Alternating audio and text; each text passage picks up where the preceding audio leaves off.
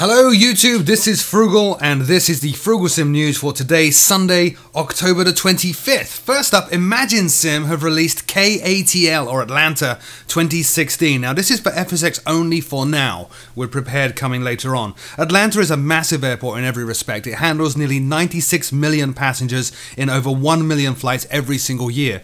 Imagine Sim have been working on this new version of their Atlanta scenery for 10 months and it has a built-in configuration tool to completely customize the level of detail, making it work well on low-end PCs as well as high-end ones. It's not an upgrade or an update to their previous version, but is instead a completely new rebuild, and it has or includes custom building shadows, custom night lighting, hand-placed trees, includes all 7 terminals, photorealistic satellite imagery for the surrounding area, hand-placed autogen, unique textures for the runways, taxiways, tarmac and grass, and has even, this is unusual actually for airports, been tested by real-world pilots familiar with Atlanta. A demo is available if you don't want to risk your money but just want to see what it's like at Imagine Sim's website in the link in the show notes below. But if you want to go ahead and buy it, it's $32.99. As I said, FSX only, Prepared coming very soon. Next up, Carenado have released the F406 Caravan 2. Now, the F406 is a twin turboprop 14-seat monoplane, and the actual aircraft also has the option of attaching a cargo pod, much like on the original Cessna Caravan.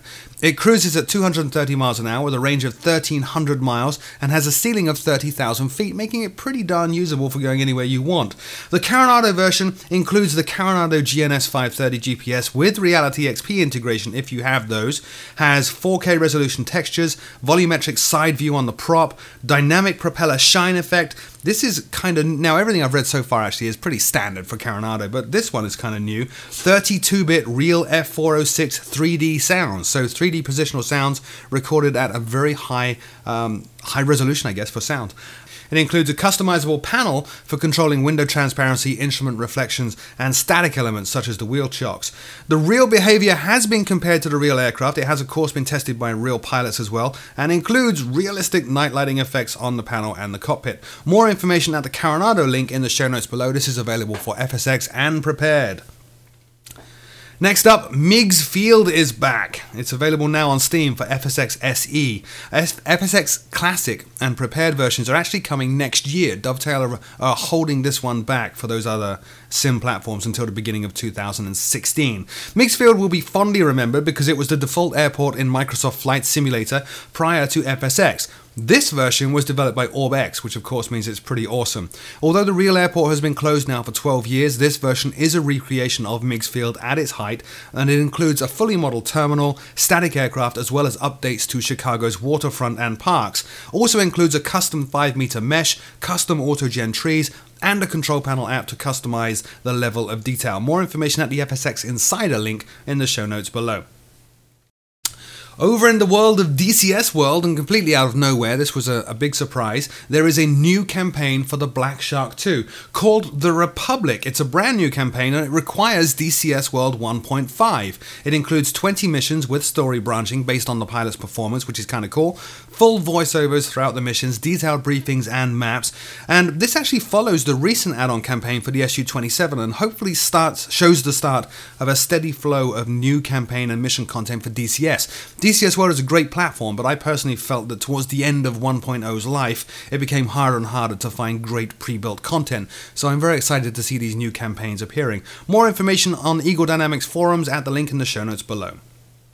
Still with Eagle Dynamics and DCS World, Bell Simtech have confirmed that they are working on the DCS F5E Tiger II. Now the reason they're working on this, they say, is it is the best rival aircraft to develop to compete against their MiG-21 BIS. The aircraft is being built from the ground up using only published and documented data on the original aircraft, and there's not much news really outside of that, other than Bell Simtech saying that they will undoubtedly include accurately modeled and guided air-to-air missiles, as well as the full range of air-to-ground munitions. Stay tuned. As we get more information, obviously I'll cover it on this show. Now, sticking with combat sims, this one was a bit of a surprise. Now, bear with me on this. The Falcon series is now available on GOG, or Good Old Games. For those of you who don't know, Good Old Games is a great service from the company that's also behind the Witcher series of AAA role-playing games. If you're not familiar with them, what they do is they update, fix, and republish old games. Sounds a lot like Dovetail. Oops, I went there. So they take old games and they make sure that they run on current operating systems and then release them with full strategy guides, full documentation, and a bunch of other extras, and are usually very, very cheap. They have just published the Falcon collection, which includes Falcon, Falcon AT, Falcon Gold, and Falcon 4, along with the full manuals and even the fantastic Art of the Kill book. Now, on its own, this wouldn't necessarily be big news. I didn't cover, for example, GOG's re-release of B-17 the Mighty Eighth or Comanche v. Hokum.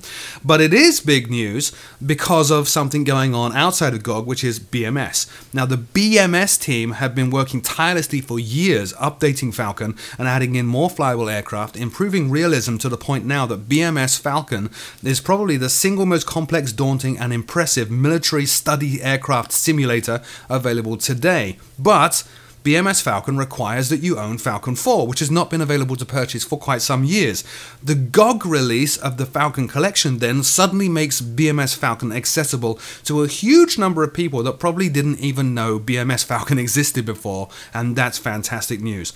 The Falcon collection is available from GOG.com for $5.99. Run, don't walk to their website and get it now. They are going to raise the price up to $9.99 in a week or two. So $5.99 for 4 Falcon games, one of which you can use as the base to build BMS Falcon, is absolutely incredible. Anyway, that's it for this week's show. As always, my name is Frugal. Thank you so very much for watching, and until next week, I'll see you all very soon.